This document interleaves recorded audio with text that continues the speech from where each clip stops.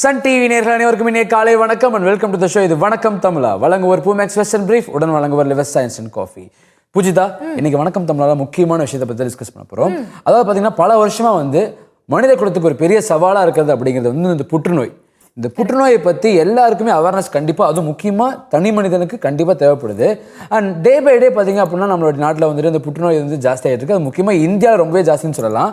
புற்றுநோயை பற்றி மக்களுக்கு அவேர்னஸ் கொஞ்சம் இருந்தாலுமே சில புற்றுநோய் பற்றிலாம் நிறைய பேர் தெரியாது. ஃபார் எக்ஸாம்பிள், இப்போ புதுசாக ஒரு புற்றுநோய் எல்லா இடத்துலையும் பேசப்படுது. அதுதான் சிறுநீரகவியல் புற்றுநோய். நிச்சயமா மற்ற புற்றுநோயும் சிறுநீரகவியல் புற்றுநோயும் எப்படி மாறுபடுது, சிறுநீரகத்திலும் சிறுநீர் மண்டலத்திலும் ஏற்படக்கூடிய வேற என்னென்ன புற்றுநோய்கள் எல்லாம் இருக்கு, இதற்கான தீர்வுகள் என்னென்ன, இப்போ இருக்கக்கூடிய காலகட்டத்தில் சிறுநீரகவியல் புற்றுநோயில என்ன மாதிரியான நவீன சிகிச்சை முறைகள் வந்திருக்கு, ரேடியேஷன், ரோபோட்டிக் தெரப்பி, கீமோ இப்படின்னுலாம் சொல்றாங்க. அப்படின்னா என்ன, அண்ட் ஒரு சர்ஜரி நடந்ததுக்கு அப்புறமா பேஷண்ட்டோடைய ஃபாலோ அப் எப்படி இருக்கணும், அண்ட் சர்ஜரிக்கு முன்னாடி ஒரு பேஷண்ட் என்னெல்லாம் தெரிஞ்சு வச்சிருக்கணும், முக்கியமா இந்த புற்றுநோய் காரணம் மரபு ரீதி அப்படின்னு சொல்றாங்க. அது உண்மையா? இப்படி நம்மளை சுத்தி இருக்கக்கூடிய சிறுநீரகவியல் புற்றுநோய் சம்பந்தப்பட்ட பல்வேறு சந்தேகங்கள் அண்ட் கேள்விகளுக்கு ரொம்ப தெளிவா பதில் சொல்றதுக்காக இன்னைக்கு நம்ம நிகழ்ச்சிக்கு அனுபவம் வாய்ந்த மருத்துவர் ஒருத்தங்க வந்திருக்காங்க.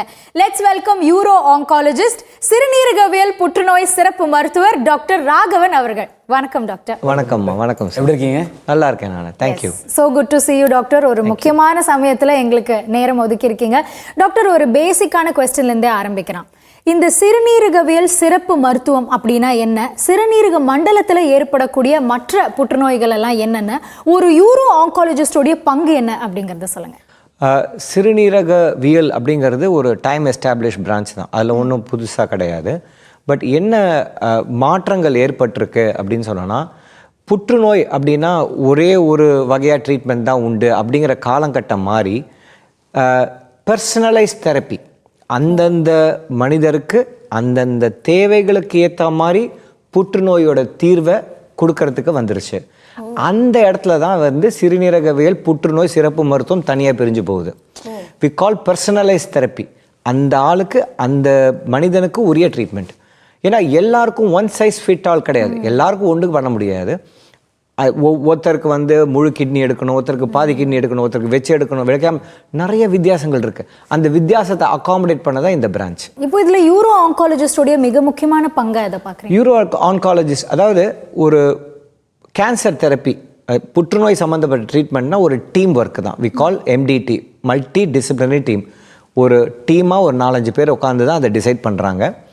அதில் பார்த்தீங்கன்னா அறுவை சிகிச்சை நிபுணர் யூரோ ஆன்காலஜிஸ்ட், ரேடியேஷன் தெரப்பி அதாவது கதிர்வீச்சு நிபுணர், கீமோதெரப்பி கொடுக்குறவங்க மெடிக்கல் ஆன்காலஜி, பெத்தாலஜிஸ்ட், ரேடியாலஜிஸ்ட், மரபணு தட் இஸ் ஜெனட்டிக்ஸ், இவ்வளோ பேர் சேர்ந்து தான் ஒரு டெசிஷன் எடுக்கிறோம் ஒவ்வொரு பேஷண்ட்டுக்கும்.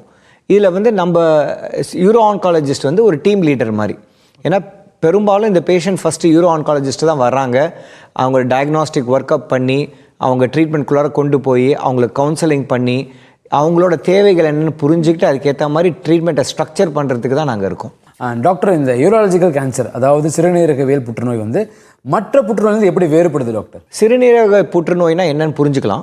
மொத்தமாக உடம்புல எந்த பாகத்தில் வேணால் புற்றுநோய் வரலாம். சிறுநீரகவியல் புற்றுநோய்ங்கிறது 5 புற்றுநோய் சம்மந்தப்பட்டது. சிறுநீரகம், கிட்னி, சிறுநீரகப்பை பிளாடர், யூரினரி பிளாடர், பிராஸ்டேட் சுரபி மற்றும் ஆண்குறி, ஆண்விரை.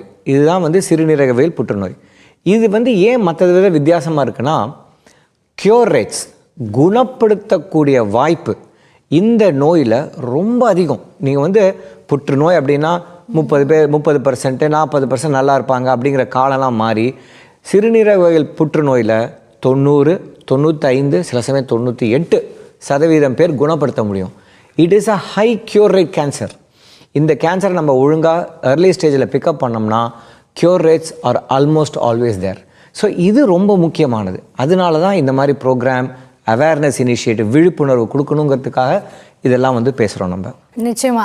அண்ட் டாக்டர், புற்றுநோய் அப்படின்னு அந்த வார்த்தையை கேட்டாலே எல்லாருக்கும் ஒரு பயம் இருக்க தான் செய்யுது. இந்த சிறுநீரகவியல் புற்றுநோய் எதனால ஏற்படுது, இது மரபு ரீதின்னு சொல்கிறாங்களே, அது உண்மையா?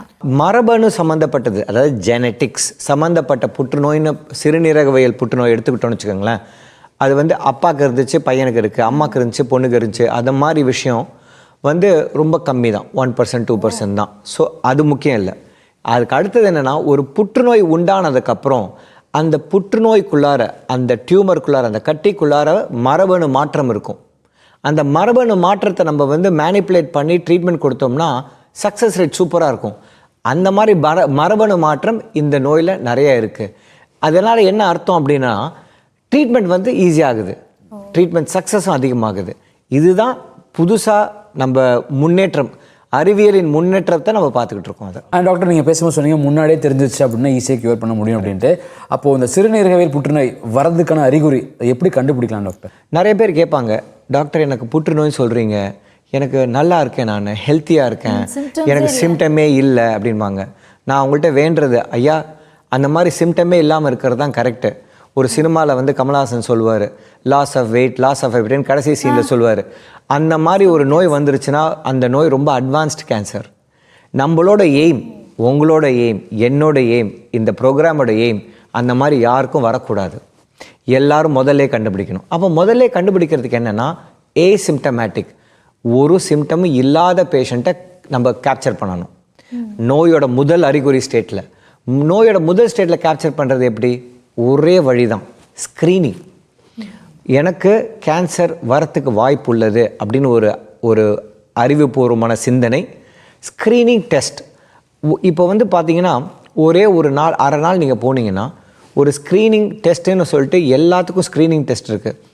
ஒரு அரை நாளில் வந்து ஒரு 98% நோயை கண்டுபிடிச்சிடலாம். இவ்வளோ சிம்பிளாக அட்வான்ஸ் ஆகிடுச்சு.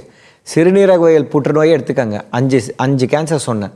ஸ்க்ரீனிங் பண்ணோம்னா ப்ராஸ்டேட்டுக்கு ஒரு பிளட் டெஸ்ட் PSA,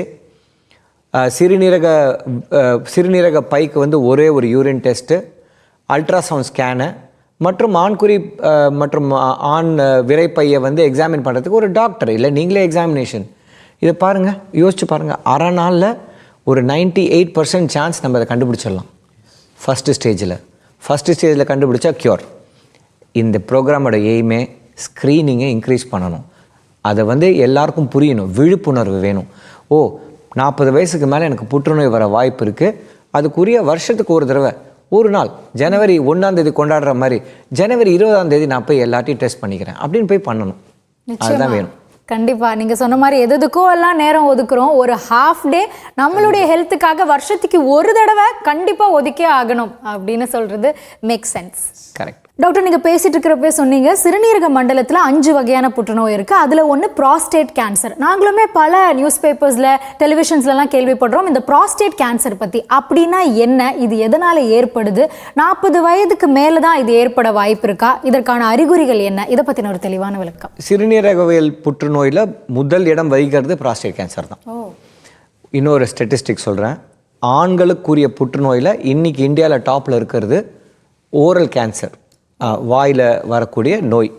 ஆனால் ப்ராஸ்டேட் சுரபி புற்றுநோய் வந்து டாப்புக்கு வந்துருச்சு.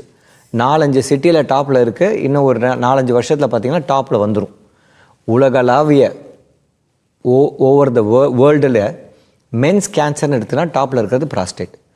அவ்வளோ காமனான கேன்சர், ஆனால் விழிப்புணர்வுங்கிறது ரொம்ப கிடையாது.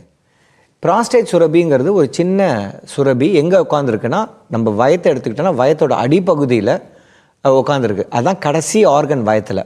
இதுக்கு ஒரு முக்கியமான ரோல், இது ப்ராஸ்டேட்டுங்கிறது ஆண்களுக்கு மட்டும்தான் உண்டு, பெண்களுக்கு கிடையாது.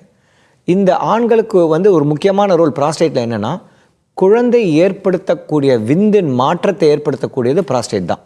அதனால தான் ஆண்களால் அப்பாவாக முடியுது. அது வந்து நாளடைவில் வயசாகும்போது அதுக்கு வேலை இல்லாமல் இருக்குது, அங்கேயே தான் இருக்குது. அதில் வந்து புற்றுநோய் மாற்றம் ஏற்படக்கூடிய ஒரு வாய்ப்பு உள்ளது. இந்த வாய்ப்பு யாருக்கு வரும் அப்படிங்கிறத சொல்கிறதுக்கு வந்து ரொம்ப கஷ்டம். ஆனால் ஒரு சில ஃபேமிலியில் வந்து அப்பாவுக்கு இருந்துச்சு, சித்தப்பாவுக்கு இருந்துச்சு, அதனால் எனக்கு வந்துருச்சுங்கிறது உண்டு. அவங்களாம் ரொம்ப கேர்ஃபுல்லாக இருக்கணும். அந்த மாதிரி இல்லாதவங்க கூட ஸ்க்ரீனிங் 40 வயதுக்கு மேலே பண்ணணும். இதில் ஒரு விஷயம் என்னென்னா, ப்ராஸ்டேட் சுரபி ஸ்க்ரீனிங், புற்றுநோய் ஸ்க்ரீனிங் வந்து ஜென்ரலாக நாங்கள் 60 வயசுக்கு மேலே தான் சொல்லுவோம். நான் அப்சர்வ் பண்ணது, இந்த ப்ரோக்ராம் மூலமாக நம்ம டிஸ்கஸ் பண்ண வேண்டிய 2 விஷயங்கள் இருக்குது. ப்ராஸ்டேட் கேன்சர் ஸ்க்ரீனிங்க்கு வந்து ஒரு டெஸ்ட்டுக்கு பேர் PSA, ஒரு பிளட் டெஸ்ட், ஒரு சின்ன பிளட் டெஸ்ட், அவ்வளோதான். இந்த பிளட் டெஸ்ட்டோட வேல்யூ வந்து வெளிநாட்டவர்கள், வெள்ளையர்கள், காக்கேஷியன் சொல்லுவோம், வெள்ளையர்களுக்கு வந்து கொடுக்கப்பட்ட வேல்யூ வந்து 4. ஆனால் நம்ம லெவலில் இந்தியாவில் பண்ண நம்ம ஸ்டடி, நாங்களே பண்ண ஸ்டடியில் நாங்கள் கண்டுபிடிச்சதுன்னா இந்த வேல்யூ ரொம்ப கம்மியாக இருக்குது. இந்தியாவில் வந்து 2.5 தான் இருக்குது, 4 இல்லை. ஸோ நிறைய பேர் என்ன பண்ணுவாங்க, 4 நார்மல் தானே அப்படின்றவாங்க. இல்லை, தயவு செஞ்சு 4ங்கிறது நார்மல் இல்லைன்னு நம்ம லெவல் கொஞ்சம் கம்மியாக இருக்குங்கிறத புரிஞ்சுக்கோங்க அப்படின்னு சொல்லணும். எப்போலேருந்து ஸ்க்ரீன் பண்ணணும்? 40 வயசுக்கு மேலே ஸ்க்ரீன் பண்ணணும்னு நான் சொல்லுவேன். பெரும்பாலும் ரெக்கமெண்டேஷன் 50 வயசுக்கு மேலே ஸ்க்ரீன் பண்ணணும்னு சொல்கிறாங்க. இதுக்குரிய அறிகுறிகள் ஒன்றும் கிடையாது. ஸ்க்ரீனிங் பண்ணால் தான் கண்டுபிடிக்க முடியும். வேற மாதிரி சொல்கிறேன், என்னைக்கு அறிகுறிகள் வருதோ அன்றைக்கி வந்து நோய் அட்வான்ஸ் ஆக ஆரம்பிச்சிருச்சு. அப்போ அறிகுறிகள் என்னென்ன தென்படும்? யூரின் ஸ்லோவாக போகுது, மெதுவாக போகுது, ரொம்ப நேரம் போகிறேன், யூரினில் ரத்தம் வருது, நைட் அடிக்கடி எழுந்துக்கிறேன், இப்படி பல அறிகுறிகள் இருக்கும். ரொம்ப பரவன கேன்சருக்கு வந்து நான் சொன்ன மாதிரி loss of appetite, loss of weight, final stage. சரி, அதனால நம்மளோட எய்ம் என்னவா இருக்கணும்னா, விழிப்புணர்வுனால எர்லி ஸ்டேஜ் கேன்சரை கண்டுபிடிக்கணும், குணப்படுத்தணும் அப்படிங்கிறத நம்ம எய்மாக இருக்கணும். அட்வான்ஸ் ஸ்டேஜில் எந்த ஒரு மனிதனும் போகக்கூடாது அப்படிங்கிறத நம்ம விருப்பமாக இருக்கும். இது ரொம்ப ஈஸியாக கண்டுபிடிக்கக்கூடிய ஒரு சின்ன பிளட் டெஸ்ட் வழியாக கண்டுபிடிக்கக்கூடிய ஒரு பிரச்சனை. அப்படி பிளட் டெஸ்ட்டில் வந்து அதிகமாக தென்பட்டால்னா அதை கன்ஃபார்ம் பண்ணுறதுக்கு ஒரு 2-3 ஸ்டெப் டெஸ்டிங் இருக்குது. ஒரு எம்ஆர் ஸ்கேனிங், அப்புறம் ஒரு பயாப்சி பண்ணி அதை கண்டுபிடிப்போம். கண்டுபிடிச்ச அப்புறம் அதுக்கு வேரியபிள் ட்ரீட்மெண்ட். நான் இங்கே தான் வந்து ப்ரெசிஷன் மெடிசனுக்கு வந்தேன். எல்லாருக்கும் மிஸ்டர் ஏக்கு ஒரு ட்ரீட்மெண்ட், பிக்கு ஒரு ட்ரீட்மெண்ட், சிக்கு ஒரு ட்ரீட்மெண்ட். நாங்கள் வந்து அந்தந்த மனிதருக்குரிய தேவைகளுக்கு ஏற்ற மாதிரி நாங்கள் ட்ரீட்மெண்ட்டை மாற்றி அமைச்சு கொடுப்போம். ஏன்னா ஒருத்தருக்கு வந்து நான் ஸ்போர்ட்ஸ் மேன் சார், நான் டக்குன்னு ஒரு வாரத்துலேயே நான் வந்து டென்னிஸ் கோச்சாக போகணும். இல்லை சார், என்னோட பேர குழந்தை வந்து அமெரிக்காவில் இருக்குது, நான் அதை போய் பார்க்கணும், எனக்கு இந்த ரெக்குவயர்மெண்ட் இருக்குது, எனக்கு அந்த ரெக்குவயர்மெண்ட் இருக்குன்னு ஒவ்வொருத்தரும் ஒவ்வொரு மாதிரி வருவாங்க. அவங்களுக்கு ஏற்ற மாதிரி நாங்கள் அட்ஜஸ்ட் பண்ணி அவங்களுக்கு என்ன தேவைகளோ அவங்களோட வாழ்க்கையின் தரம், குவாலிட்டி ஆஃப் லைஃப்பை அஃபெக்ட் பண்ணாத மாதிரி ட்ரீட்மெண்ட்டை ஸ்கெடியூல் பண்ணுவோம். அண்ட் பார்த்தீங்க அப்படின்னா மெடிக்கல் ஃபீல்டில் வந்துட்டு ஒரு எல்லாத்துலேயுமே அட்வான்ஸ் ட்ரீட்மெண்ட் வந்துருச்சு. அப்படி பார்க்கும்போது இந்த சிறுநீரகவியல் புற்றுநோயில் வந்திருக்கக்கூடிய அட்வான்ஸ் ட்ரீட்மெண்ட்லாம் என்னென்ன டாக்டர்? நிறையா இருக்குது, எல்லா பிரான்ச்லேயும் இருக்குது. இப்போ புற்றுநோய் ட்ரீட்மெண்ட் நம்ம எடுத்தோம்னா பொதுவாக அந்த காலத்தில் வந்து அறுவை சிகிச்சை, கதிர்வீச்சு, மெடிக்கல் ஆன்காலஜி, அதாவது கீமோதெரப்பி, இவ்வளோ தான் கொடுத்துட்டு இருந்தாங்க. அதுலேருந்து நிறைய சப் பிரான்ச்சஸ், அறுவை சிகிச்சைக்குள்ளாரிய அட்வான்ஸ்மெண்ட்ஸ், ரேடியேஷனில் அட்வான்ஸ்மெண்ட்ஸ், கீமோதெரப்பி, அந்த மெடிக்கல் ஆன்காலஜி ஃபீல்டில் அட்வான்ஸ்மெண்ட்ஸ், மரபணு ட்ரீட்மெண்ட், இது மாதிரி பன்மடங்கு இம்ப்ரூவ்மெண்ட் கிடச்சிருச்சு. இதில் முக்கியமானது என்னென்னா, இந்த எல்லா இம்ப்ரூவ்மெண்ட்டும் யூரோ ஆன்காலஜியில் செட் ஆகும். இன்ஃபேக்ட் யூரோ ஆன்காலஜி லீட்ஸ் எல்லா அட்வான்ஸ்மெண்ட்ஸ்லையும் ஃபஸ்ட்டு டெஸ்ட் பண்ணுறது எங்கள் பிரான்ச்சில் தான் டெஸ்ட் பண்ணுவாங்க. எங்கள் branch will be one of the branches which takes every advancement treatment on board with us. எங்கள் பிரான்ச் அண்ட் பிரெஸ்ட் கேன்சர், இங்கே தான் most of the new treatment experiments how come. உதாரணமாக இப்போ ப்ராஸ்டேட் கேன்சர்னு நம்ம ஒவ்வொரு பிரான்ச்சாக எடுத்துக்கலாம், ஒவ்வொரு டாப்பிக்காக. அறுவை சிகிச்சை, சர்ஜரி, யோசிச்சு பாருங்கள். அந்த காலத்தில் புற்றுநோய் அறுவை சிகிச்சை அப்படின்னு ஒரு வார்த்தை சொன்ன உடனே ஆமாம் ஒரு 20 நாள் ஹாஸ்பிட்டலில் இருப்பாங்க அப்படி இருப்பாங்க. அதெல்லாம் தாண்டிட்டோம்.